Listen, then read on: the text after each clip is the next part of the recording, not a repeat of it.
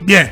Allez, pour commencer plus sérieusement, cette triste journée, ce lundi noir du côté de la Turquie et de la Syrie, plus de 4000 morts, des milliers et des milliers de blessés des deux côtés, suite donc à 2 séismes. Oui, il y a eu 2 séismes et des magnitudes de 7,8 sur l'échelle de Richter.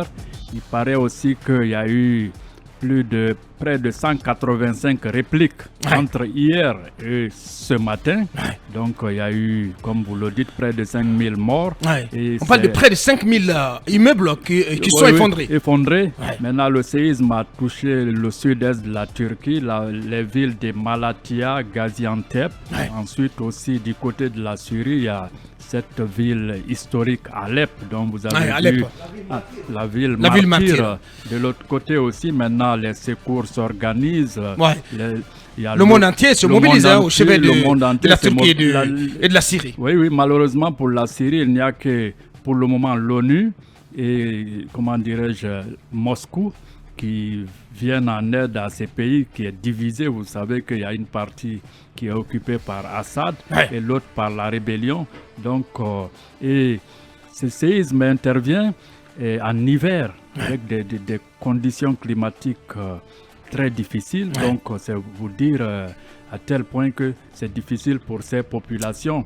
Et la Turquie, vous savez, repose sur la faille anatolienne. Donc, c'est une zone sismique. Même Istanbul, que vous connaissez sans doute, est une ville sismique. Il y a eu déjà un séisme meurtrier en 99 et on craint encore que,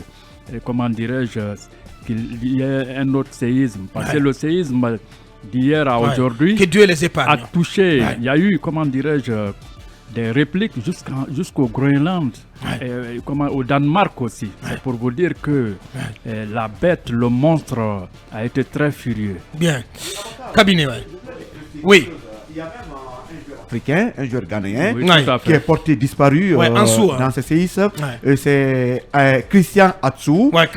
Qui a eu celui-même qui a marqué ce fabuleux but contre le Syrie national à la CAN en 2014. Oui, il a eu 60 sélections, 10 buts. Il a été retrouvé. De la CAN.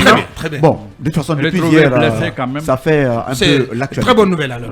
Cabinet, qu'est-ce qu'on peut rajouter là-dessus? Non, mais aujourd'hui, quand il y a souvent des catastrophes comme ça, la question nodale est de pouvoir retrouver justement les blessés et de cartographier. Et en termes de mobilisation, nous avons aujourd'hui 11 agences, des satellites de 11 agences des satellites optiques qui ont été mobilisés, notamment il s'agit des satellites optiques Spot, Pléiade et Pléiade Néo pour pouvoir retrouver un peu, disons, ces gens qui sont ensevelis sous les décombres. Et vous avez aussi l'autorité turque de gestion de catastrophes, l'AFAD, qui s'est mobilisée. Et les premières images cartographiées donc permettent aujourd'hui de savoir un peu où se trouvent les gens et surtout d'éviter de mettre les populations dans des zones, notamment des stades qui peuvent aussi être frappés d'un moment à l'autre par ce séisme-là. Bien.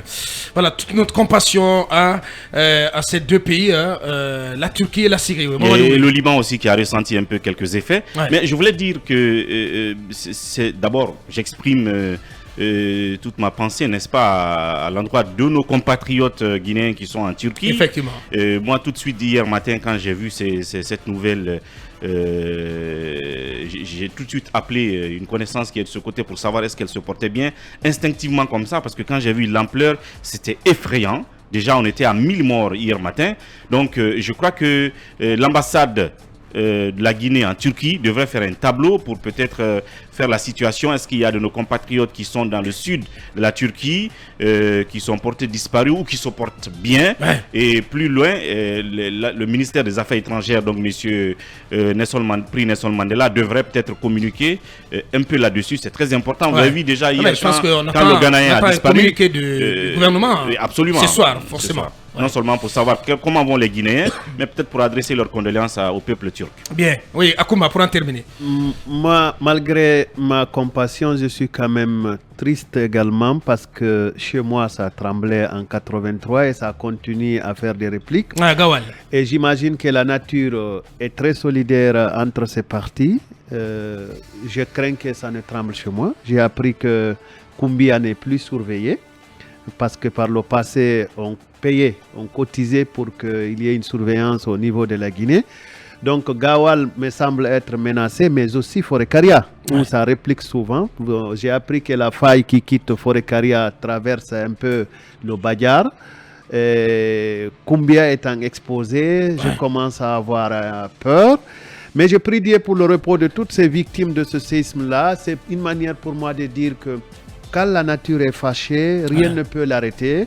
Ce que nous pouvons faire, c'est de respecter la nature et la violence humaine commence par la violence sur la nature. Et que le Tout-Puissant Allah donc, accueille les disparus dans son paradis céleste. Et toute notre compassion, et toute notre solidarité au peuple turc et syrien.